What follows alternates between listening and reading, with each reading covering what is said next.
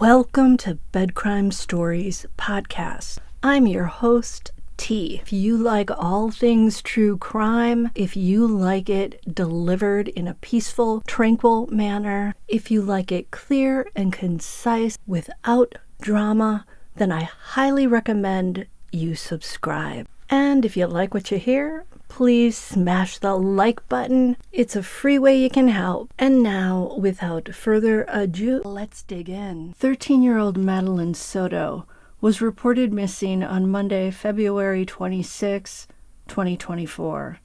Tragically, on March 1st, her body was found in a wooded area 22 miles from her home in Kissimmee, Florida. Her mother's on-again, off-again boyfriend, 38-year-old Stephan Sterns, was arrested and charged with committing SAing against Maddie, as well as taking her life. Maddie's mother, Jenn Soto, was interviewed by police on Tuesday, February 27th. At that point, Maddie was still missing. During her chat with the police, Jenn shared key details about what took place on the evening of Sunday, February 25th, and the morning of Monday, February 26th. In today's video, I'm going to share what I find to be the most interesting of those details. If you've been following this case, you likely already know that Jenn sent Madeline and Stephan upstairs to guest bedroom number 4 in the condo on Sunday night. While speaking to Orange County police officers, Jenn was asked about a social media post that Maddie made to her friends, in which she stated she wanted to go live in the woods after her 13th birthday. This was obviously notable to the cops since they were trying to find the missing Maddie. Jenn was quick to say that Maddie posted that as a result of a discussion that she, Jenn, had with her daughter about the Israeli-Gaza conflict and a potential World War III. I found Jenn's explanation not all that believable. How can Jenn be so certain that Maddie expressed the desire to live in the woods simply because of their World War III conversation? I'm wondering if Jenn made that up because she knew that Stephan Sterns had been SAing Maddie for years, and perhaps Maddie's desire to escape to the woods was more about getting away from her home life with Jenn and Stephan, where she likely never felt safe. Jenn was asked if it was true that a firearm was inside the condo. Jenn verified that there was one. She stated that she thought it was upstairs in room number 4. Was Jenn aware of this because Stephan always had it with him? Or did Jenn see the weapon in that room either Sunday night or Monday morning? Jenn also mentioned that she needed to retrieve medication to treat her bipolar disorder from the condo, which was about to be searched. Jenn mentioned that she'd forgotten to take her meds on Saturday, which meant that she, quote, was not herself on Sunday. We know that sometime between 11 p.m. on Sunday and 7:35 on Monday, Maddie was unalived by Stephan Sterns, allegedly. I'm wondering if Jenn admitting that she wasn't herself might mean that she did something out of character.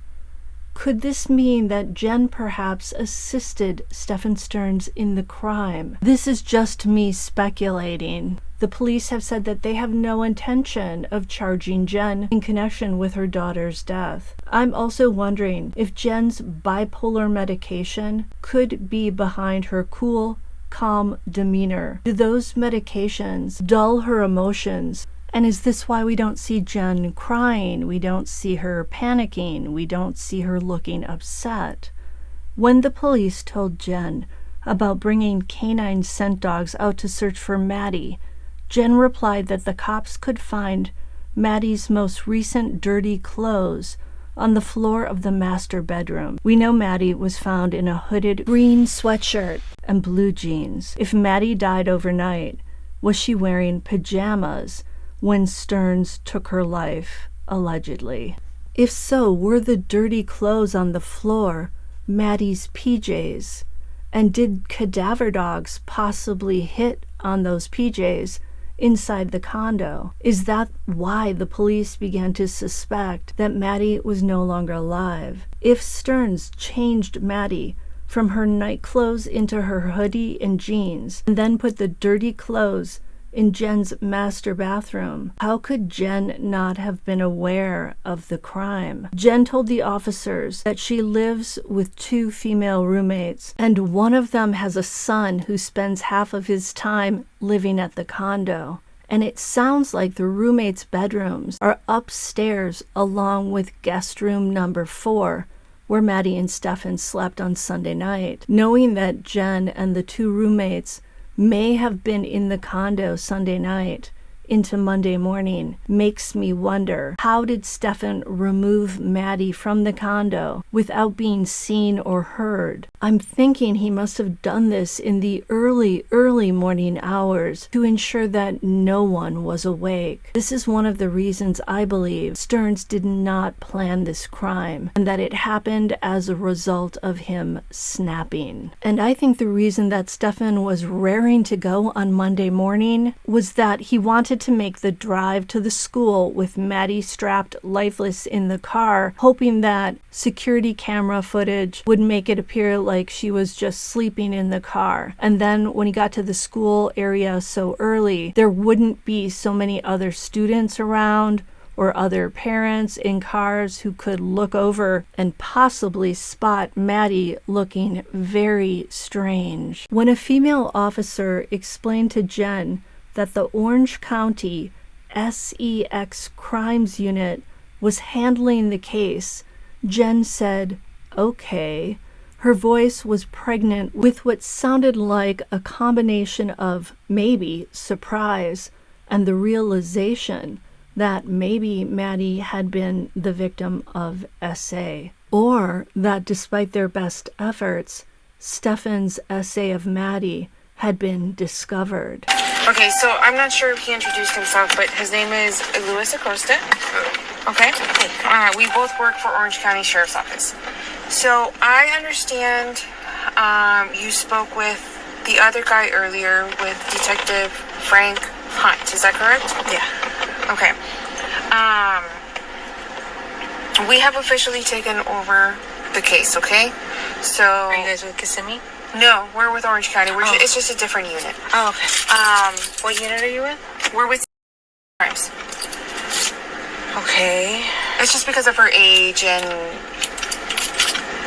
is why we take over. Does that make sense? I know it's kind of confusing, but like we have like different rules. Jenn's response was very interesting, and she was very keen to know which unit had taken over. All in all, Jenn Soto, to me, is a strange character. What mother thinks it's appropriate for her 38-year-old boyfriend to sleep in the same bed alone with her 13-year-old daughter? Why was Jenn not careful about taking her bipolar medication every day?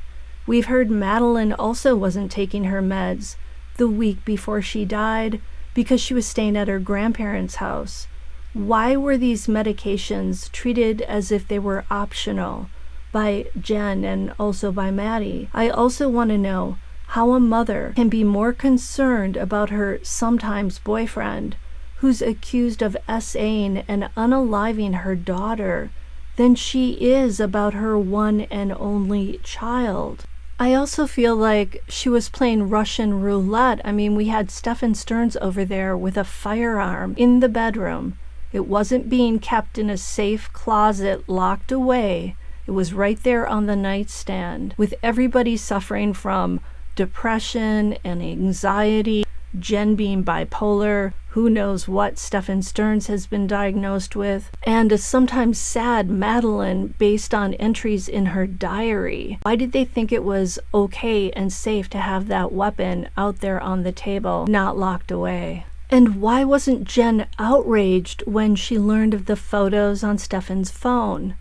Instead, she advised Stephan's father to get Stephan a lawyer, like right away. She told him to lawyer up.